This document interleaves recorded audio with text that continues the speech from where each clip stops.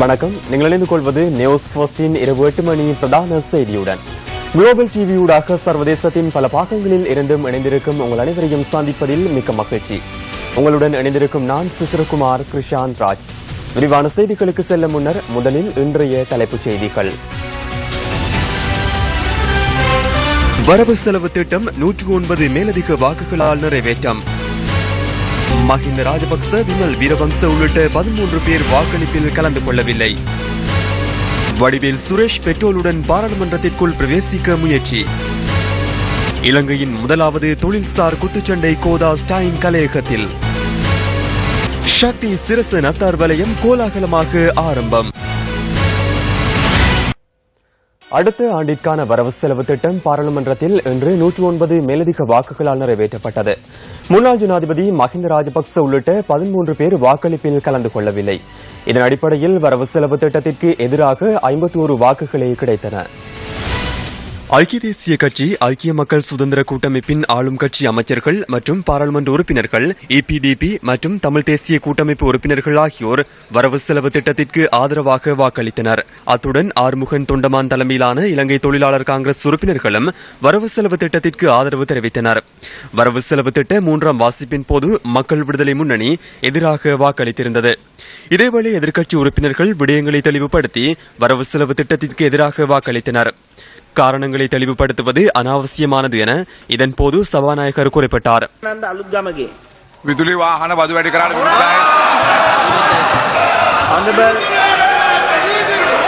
ගරු මන්ත්‍රීතුමාලා මම නැවතත් ඉල්ලා සිටිනවා මේක වීලුවක් කරගන්නත් මේ ඡන්ද කරන්න කරුණාකරලා ඉඩ දෙන්න. ජ්‍යෙෂ්ඨ මන්ත්‍රීතුන්ගේ අලුත් මන්ත්‍රීතුන්ගේ මම ඉල්ලීමක් කරනවා. අලුත් සම්ප්‍රදාය කරුණාකරලා ඇති කරගන්න යන්න එපා. வரவு செலவு திட்டத்தின் 3ஆம் வாசிப்பு மீதான வாக்கெடுப்பில் முன்னாள் ஜனாதிபதி மஹிந்த ராஜபக்ச கலந்து கொள்ளவில்லை.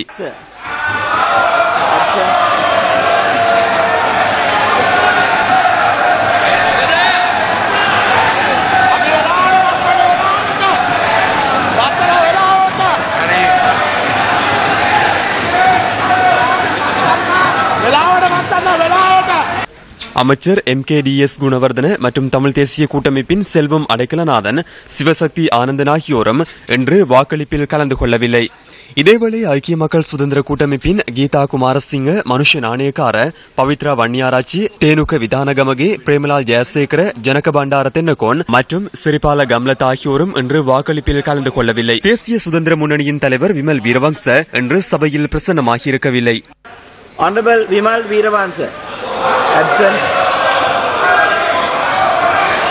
පක්ෂව ஆதரவாக 160 வாக்குகள். 160යි. විපක්ෂ எதிராக 51 வாக்குகள். 51යි. இன்றைய வாக்களிப்பில் 13 பேர் கலந்து கொள்ளவில்லை. 2016 ஆண்டுக்கான வரவு செலவு திட்டத்தின் மீதான 3ஆம் கட்ட வாக்களிப்பை அடுத்து வரவு செலவு திட்டம் நிறைவேற்றப்பட்டுள்ளது என்பதனை தெரிவித்துக் கொள்கிறேன்.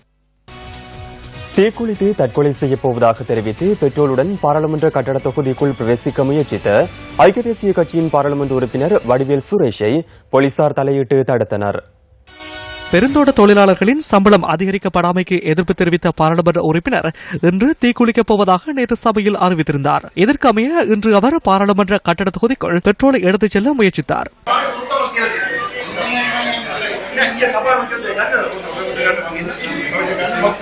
போலீசாருடன் பிரதி படைக்கல சேவிதர் பாராளுமன்ற உறுப்பினருடன் கலந்துரையாடி அவரை பாராளுமன்ற கட்டட தொகுதிக்குள் அழைத்து சென்றார்.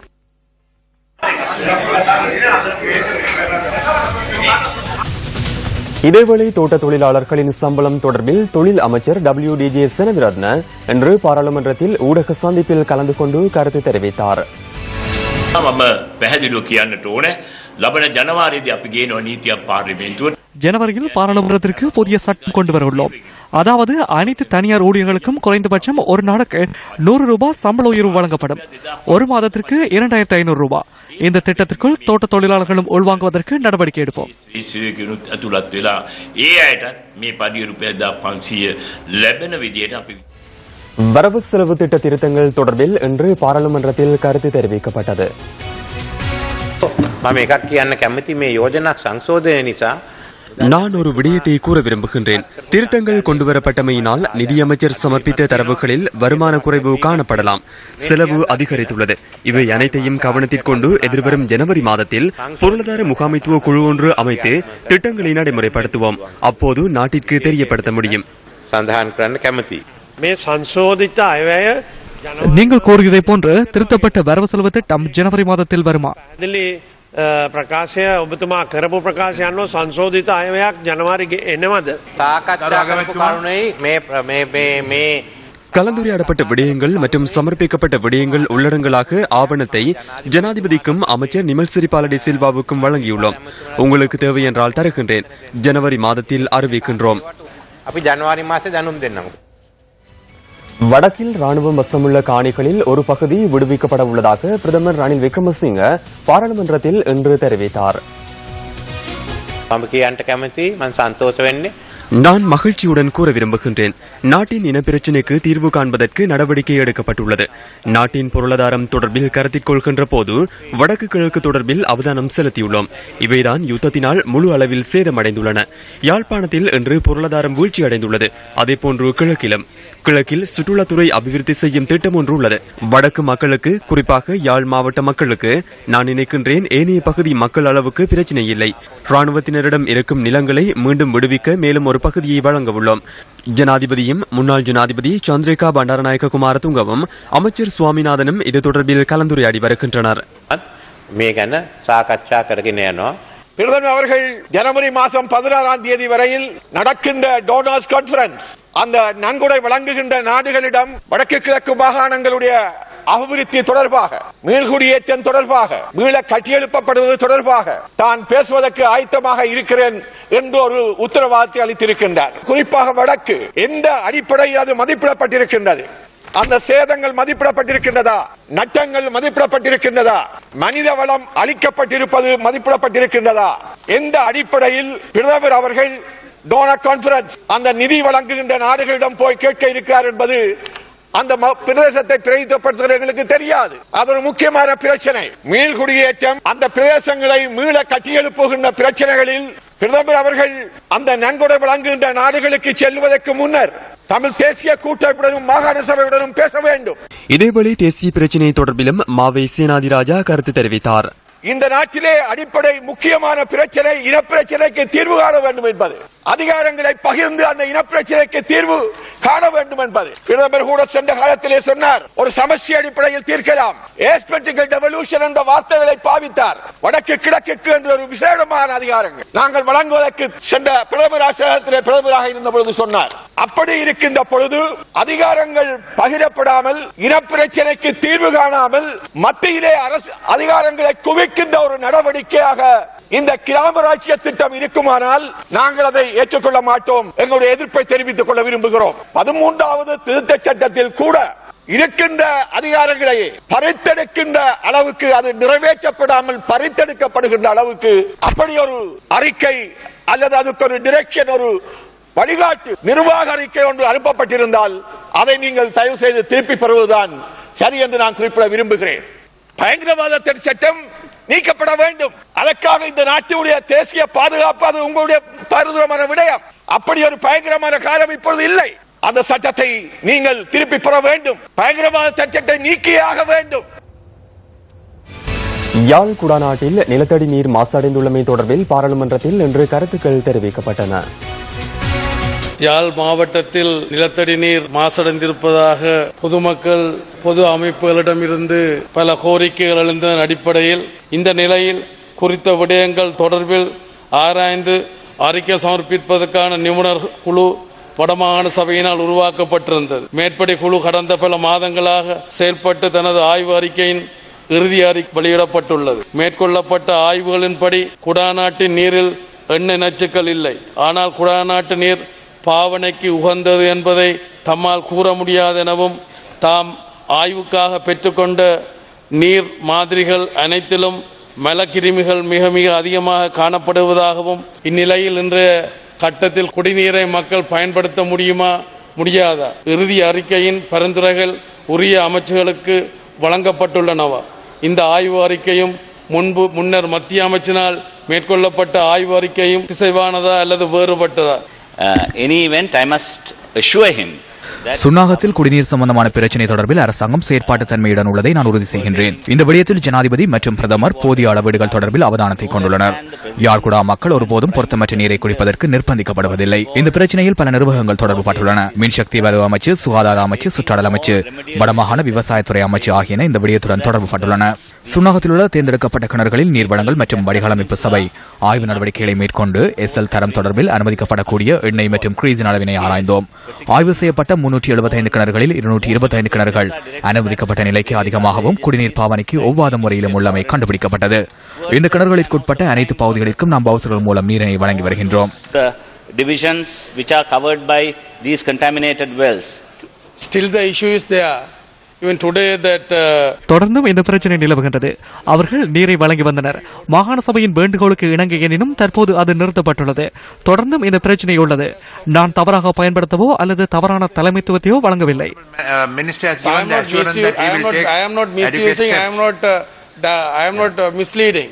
Question have been asked in a different form earlier. முன்னர் கேட்ட கேள்வி தொடர்பிலேயே பதிலை வழங்கினேன். இல்லை, நாங்கள் தண்ணீரை வழங்குகின்றோம், பவுசர்கள் மூலம் வழங்குகின்றோம். பாதிக்கப்பட்ட அனைத்து பகுதிகளுக்கும் இதனால் பல வகையிலான நட்டங்கள் ஏற்பட்டுள்ளன. உங்களது அமைச்சு தெரிவித்தது குடிநீரை வழங்க வேண்டும் என்று. ஏனெனில் இது மாகாண சபையின் தீர்மானம்.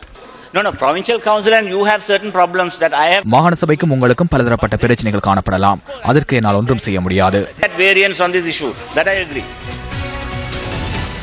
பாராளுமன்றத்தில் இன்று உரையாற்றிய தமிழ் தேசிய கூட்டமைப்பின் பாராளுமன்ற உறுப்பினர் சார்ல்ஸ் நிர்மலநாதன் வடக்கில் இடம்பெற்றுள்ள அரசியல் நியமனங்கள் தொடர்பில் கருத்து தெரிவித்தார். கடந்த ஆட்சியில் மஹிந்த அரசால் அதிகாரபூர்வமான வன்னி அமைச்சராக இருந்தவர் எமது வடமாகாணத்தை இரண்டாக பிரித்திருக்கின்றார். ஒன்று வன்னி மாகாணமாகவும் ஜாழ் மாகாணமாகவும் பிரித்திருக்கின்றார். அவருடைய அதிகாரத்தை பயன்படுத்தி மன்னார் வவுனியா என தனி மாகாணமாக பிரித்து அதற்கு தனது உறவினர் ஒருவரை வன்னி மாகாண பணிப்பாளராகவும் மாவட்ட பணிப்பாளராகவும் நியமித்திருக்கிறார். ஆட்சியில் அதிகாரத்தில் உள்ளவர்கள் என்ன வேண்டுமென்றாலும் செய்ய முடியும் என்பதை இந்த நிகழ்வு சுட்டிக்காட்ட விரும்புகிறது. அதே நேரத்தில் மன்னார் மாவட்டத்தில் உள்ள இளைஞர் சேவைகள் மன்றம் அரசியல் கட்சி போன்றுதான் செயல்பட்டு கொண்டிருக்கிறது. அதாவது அங்குள்ள பணிப்பாளர், அந்த பணிப்பாளர் கௌரவ அமைச்சரின் செயலாளர், அவர்தான் மாகாண பணிப்பாளரும் அவர்தான், மாவட்ட பணிப்பாளரும் அவர்தான். துயரமான சம்பவங்கள் கடந்த ஆட்சியில் மஹிந்த ஆட்சியில் அவருக்கு அளிக்கப்பட்ட அதிகாரத்தில் அவருடைய அதிகாரத்தின் நிமித்தம் இந்த நியமனங்கள் வழங்கப்பட்டது. தயவு செய்து இந்த ஆட்சியிலாவது, அதாவது நல்லாட்சி என்று சொல்கின்ற இந்த ஆட்சியிலாவது உண்மையானவர்கள், தகுதியானவர்கள் இதற்கு நியமிக்கப்பட வேண்டும் என்று நான் கேட்டுக்கொள்ள விரும்புகின்றேன். நேற்று சபையில் கௌரவ அமைச்சர் குறிப்பிட்டிருந்தார், விகிதாசார அடிப்படையில் வேலைவாய்ப்பு வழங்க வேண்டும் என்று. அவர் இவ்வளவு செய்ததை அவர் மறந்துவிட்டார் போல நான் நினைக்கின்றேன். அடுத்ததாக கடந்த வாரம் பேசியிருந்தார் தமிழ் தேசிய கூட்டமைப்பை பேச்சுவார்த்தை கலைக்க வேண்டும் என்று. தமிழ் தேசிய கூட்டமைப்பு 2010 தமிழ் தேசிய கூட்டமைப்பு தான். எங்களுடைய எம்பிமார் பாராளுமன்ற உறுப்பினர்கள் ரோட்டில் நிற்கும் போது 5 STF வாகனத்தில் பாதுகாப்புடன் செல்லும் போது தமிழ் தேசிய கூட்டமைப்புடன் பேச வேண்டும் என்று தோன்றவில்லை. ஆனால் இன்று தமிழ் தேசிய கூட்டமைப்பு அவர் கண்ணுக்கு எப்படி தெரிகின்றது என்பதை எனக்கு தெரியவில்லை. இலங்கையில் நடைபெறும் முதலாவது தொழில்சார் குத்துச்சண்டை கோதா ரத்மலானை ஸ்டைன் கலையகத்தில் தற்போது நடைபெற்று வருகின்றது. குத்துச்சண்டை கோதாவின் நேரடி காட்சிகளோடு தற்போது இணைந்து கொள்ளலாம்.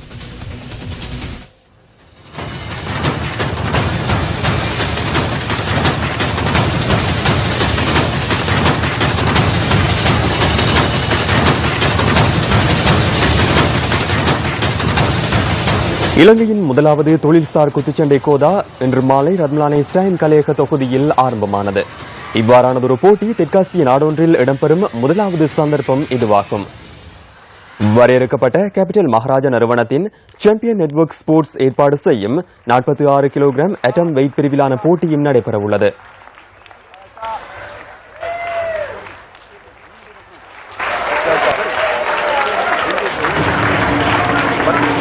இலங்கையில் இடம்பெறும் முதலாவது தொழில்சார் குத்துச்சண்டை கோதாவை பார்ப்பதற்காக விளையாட்டு வீரர்கள், கலைஞர்கள் மற்றும் ரசிகர்கள் என பெருந்தொகையானோர் ரத்மலான் ஐன்ஸ்டைன் கலையக தொகுதிக்கு சென்றுள்ளனர்.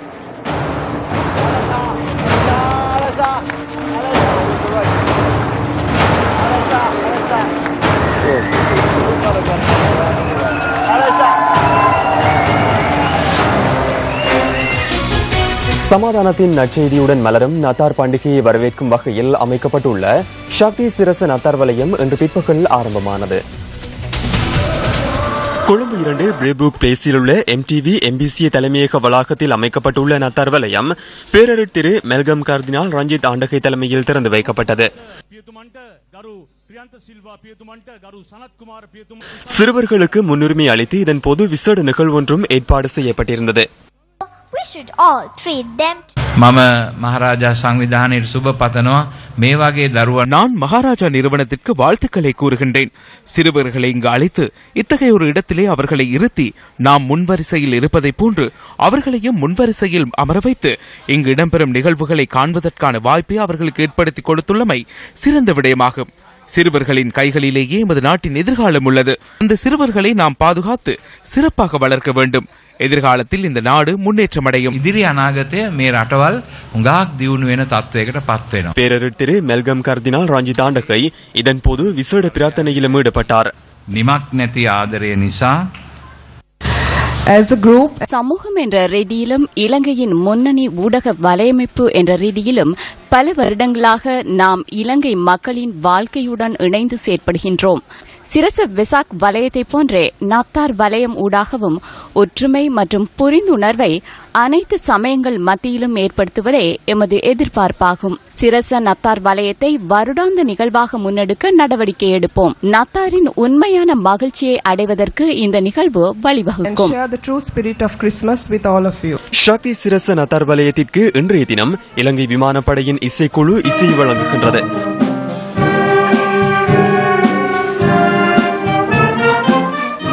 இயேசு கிறிஸ்துவின் பிறப்பை நினைவுகூரும் வகையில் விசேட நாடகமும் இங்கு அரங்கேற்றப்படுகின்றது. இதில் 100க்கும் மேற்பட்ட கலைஞர்கள் பங்கேற்கின்றனர்.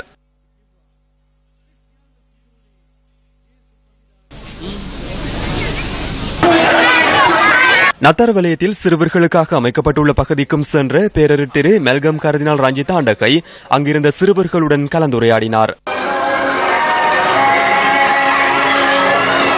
இதனைத் தவிர மின் விளக்குகளால் அலங்கரிக்கப்பட்ட பிரம்மாண்டமான நத்தார் மரமும் நத்தார் வலயத்தை மேலும் அலங்கரித்துள்ளது.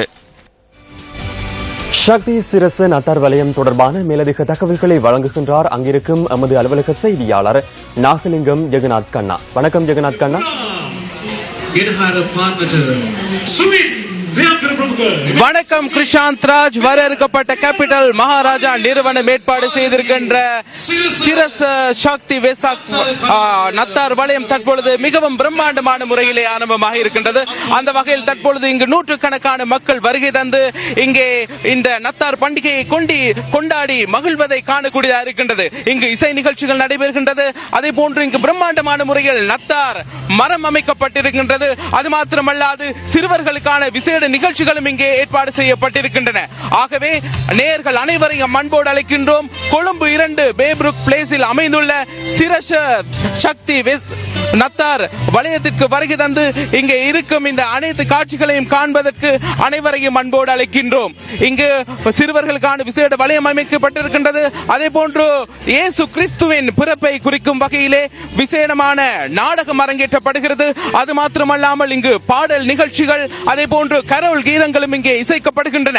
இங்கு எங்களுக்கு காணக்கூடியதாக இருக்கின்றது. ஆயிரக்கணக்கான மக்கள் இங்கே வருகை தந்திருக்கின்றார்கள்.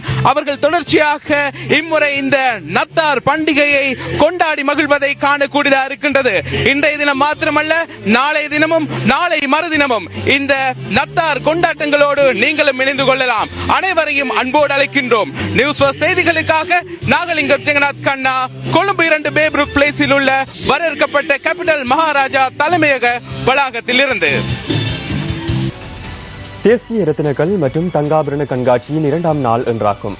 இன்றைய கண்காட்சியை ஜனாதிபதி மைத்ரிபால சிறிசேன திறந்து வைத்தார். தேசிய ரத்தினக்கல் மற்றும் தங்காபரண கண்காட்சி நாளை வரை கொழும்பு பண்டாரநாயக்கா சர்வதேச மாநாட்டு மண்டபத்தில் நடைபெறவுள்ளது. ரத்தினக்கல் துறையின் மேம்பாட்டிற்காக பங்களிப்பு செய்தவர்கள் இன்று விருது வழங்கி கௌரவிக்கப்பட்டனர்.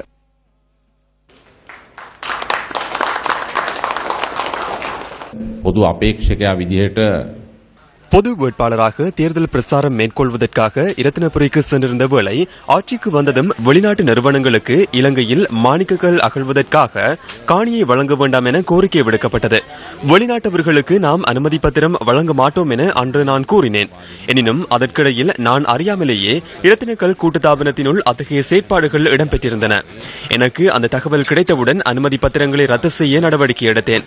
ஆகவே தெளிவாக கூற வேண்டும், துறைக்கு பொறுப்பான அமைச்சர் என்ற வகையிலும் அரச கொள்கை மூலமும் இந்த நாட்டின் இரத்தினக்கல் தொழில்துறையில் குறிப்பாக அகழ்வு பணிகளுக்காக காணிகளை வழங்கும் போது வெளிநாட்டு நிறுவனங்களுக்கு நாம் எந்த வகையிலும் இடமளிக்க மாட்டோம். பாதீம சதஹா விதேசிய சமாகම් වලට අපි කිසිසේත් ඉඩ දෙන්නේ. வடமாகாண சபையில் நேற்று மாலை கடும் வாத பிரதிவாதம் ஏற்பட்டது.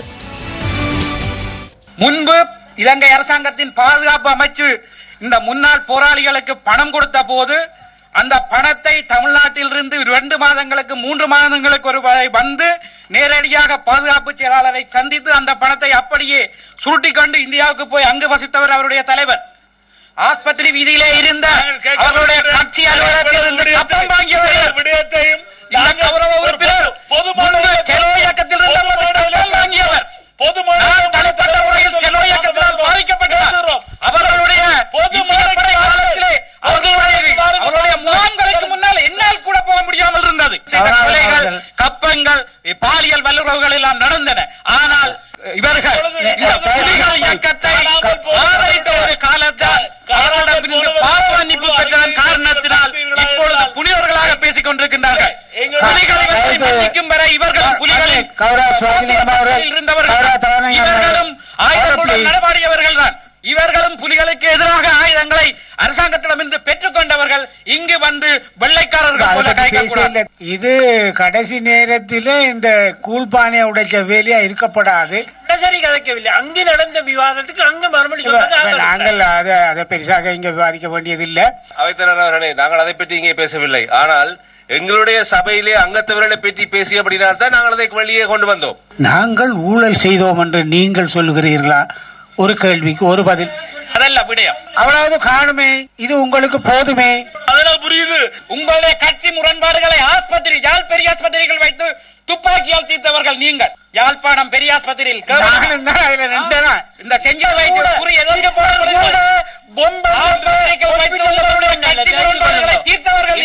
டிசம்பர் மாதம் 18ஆம் தேதி 14 வருடங்களுக்கு முதல் உங்களுடைய தேர்தல் கொடுத்து நான் சத்திய பிரமாணம் செய்த பொழுது சக்கர நாற்காலியில போவது வந்து மன்னிப்பு கேட்டவர் உங்களுடைய தலைவர். செயல்பாடுகளை அராஜகமான செயல்பாடுகளை சாட்சி. சுண்ணாகம் நிலத்தடி நீரினை உபயோகிப்பது தொடர்பில் பல்வேறு தரப்பினரும் வெவ்வேறான நிலைப்பாடுகளை முன்வைத்து வருகின்றனர்.